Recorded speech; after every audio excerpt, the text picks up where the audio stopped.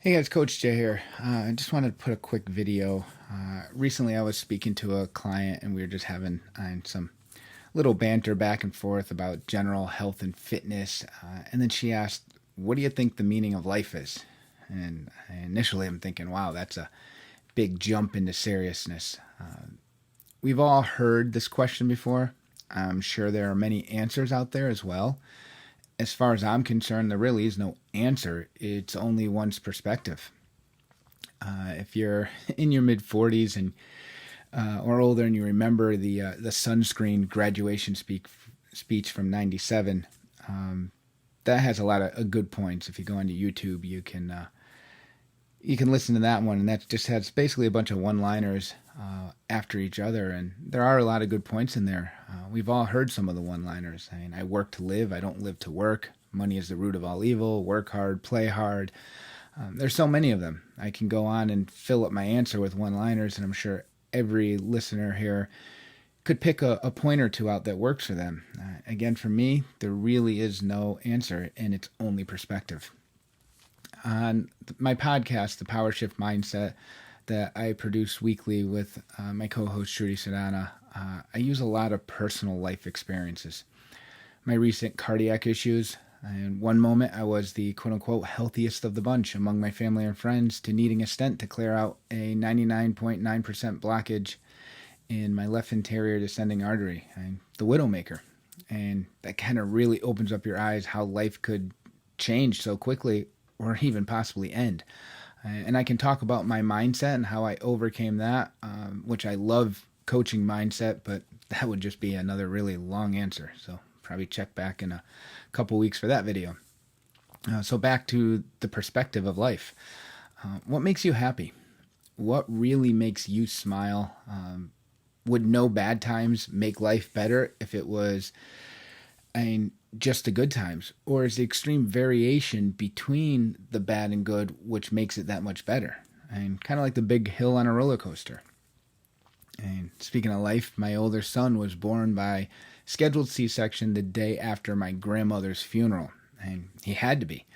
My grandmother pretty much threatened me that I better see you at mine when she came to my other grandmother's wake. I kind of wonder what her perspective of life was. And back to that relationship or variation from good to bad or happy to sad. Was my son's birth that much more happy because it came 24 hours after a family funeral? Was the sadness of the funeral easier to digest because we already had a happy moment scheduled, so we're able to look past that moment in life, or in this case, death? I once was told about two women, and the first woman lived like a princess. She had all the money, the fame, the glamour. She was followed her every move, and this was before the internet, and she wasn't as happy as you'd think she was. The second woman lived in poverty, and while a good portion of her life was still monitored and reported similar to the first woman, it wasn't a glamorous life.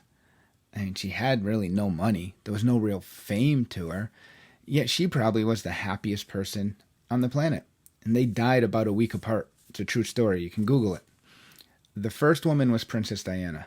The second woman was Mother Teresa. And I'll never forget that story. I mean, I was told this about 20 years ago. And I tell it to people all the time when they struggle with the lack of success or progress. What are you using to measure your life's value? I mean, going back to my family. My father's the middle of three. On paper, you can say he was the most successful. Retired high-ranking military officer, and he has his retirement, his pension, his insurance, all his ducks in a row.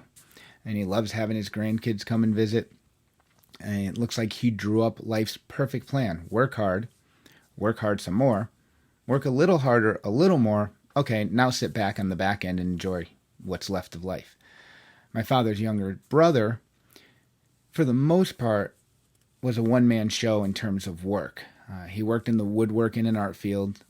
For a while, his business, he owned it, had a few full-time employees when I was younger, but for the most part, he's flown solo and had a few on-call helpers that would come out and help with specific projects. And he loved what he did. Not that my father didn't love his military career, but this was different. My uncle has met and mingled with some of the world's greatest artists. He's a musician. He's responsible for my love of music. Some of my most cherished memories are playing gigs with him and in the shadows of the Baseball Hall of Fame. And my uncle sails. He loves his sailboats. He's sailed and played music all over the world. Pretty good life. His wasn't mapped out like my father's. He was more of a and go with the flow. Now, the oldest brother was the most quiet of the three, at least from my point of view. I didn't see him as much. He was a high school dropout who eventually became an amazing master carpenter, was probably the hardest worker physically of the bunch. Didn't look for shortcuts or excuses, and he worked, and over the years was able to afford the luxuries as all three of them have. And what path is better, and what gives you more meaning in life, and which format should we all use? And be a kid, go to school, maybe go to school some more, get a job, work. And I probably should repeat work a bunch more times because that's the longest part of our life. Damn, there it is. And the meaning of life is work. But this can't be right.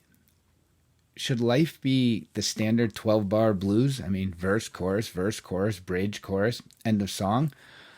Or is it okay to put some time signature and key signature changes in there and have a variety? Do we all need to follow that same pattern? My sister's 19 years younger than me, and we were talking about life and about work, about school, about balance, etc. And my father was sitting on the couch, and I said, well, Dad worked hard the whole time and had all his health issues, and it took him years before he finally sat back and enjoyed life. Where my uncle probably played a little more than most while others were working, and I'm trying to find the balance between the two of them. My father just kind of shrugged his shoulders and says, yeah, he's probably right. Back to my father and his siblings. My father, 4 heart attacks, pacemaker, defibrillator, hip and knee replacement, stents. And his younger brother, heart attack, currently in stage 4 prostate cancer.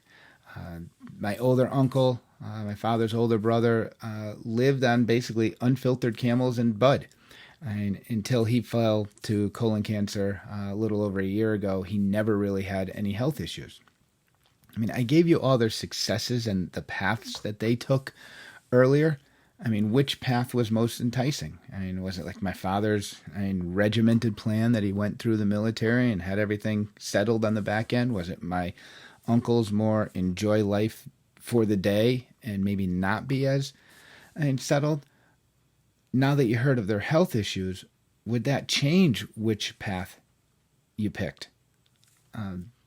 It's really hard to really pick which way you'd go. Would my father had worked a little less hard and maybe retired a lower rank and grade in exchange for better health? Would my uncle have been more regimented, plan for the future, bypassing the amazing adventures he had and that he enjoyed to better set up to care for himself in his final days? Is the unknown part of the meaning? And is the movie still as good if you know how it's going to end? I know I see both my uncle and my father happy in the moment. And is there pain? Yeah, of course there is. Do they hide it as much as possible? Of course, we all do. I know my purpose in life is to help others. I absolutely love coaching. On a less aggressive level, I too was much like my father. I worked in a shop that was not real healthy for me. It took nearly 25 years, and I'm only 45, so that's more than half my life, to realize that. Could I have played in my heart? Could it have played into my heart issues? Who knows? And my uncle said I can thank him for both my musical talents and my heart issues, but I have to give credit to my mother too. She had a heart attack as well. Both my grandfathers had multiple. And like my son asked me, so you're saying we're screwed? Yeah, pretty much. Or make life about the moment. But like driving a car, you need to look ahead to prepare, but don't look too far ahead or you'll miss what's right in front of you. Thanks.